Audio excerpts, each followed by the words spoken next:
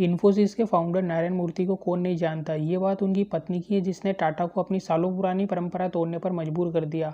जिस समय भारत में लड़कियां नौकरी करने के बारे में भी नहीं सोचा करती थी, उस समय सुधा कंप्यूटर साइंस की पढ़ाई कर रही थी। तब टेल्को यानी टाटा मोटर्स ने एक विज्ञापन निकाला। युवा होनहार और मेहनती इंजीनियरों की ज़रूरत है, लेकिन महिलाएं आवेदन न करें। तो सुधा मूर्ति को इस बात से बहुत गुस्सा आया। उन्होंने उसी वक्त एक पोस्टकार्ड खरीदा और जेआरडी टाटा को खत लिखकर नाराजगी जाहिर की।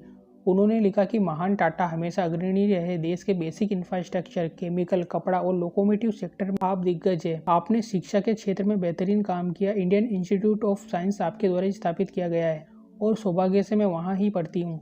लेकिन मुझे इस बात की बहुत हैरानी है कि टाटा जैसी कंपनी में जेंडर के आधार पर भेदभाव हो रहा है। इस खत को भेजने के 10 दिन बाद ही उनके पास टेलीग्राम के जरिए जवाब आया।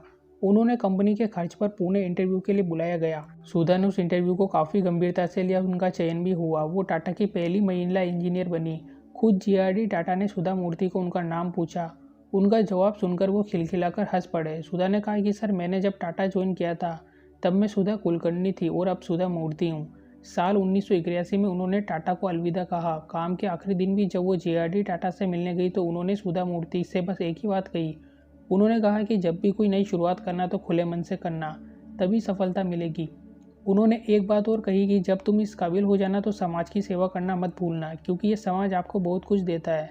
सुधा मूर्ति टाटा की इस बात को कभी नहीं भूलती और आज भी सक्रिय रूप से समाज सेवा में जुटी हुई है।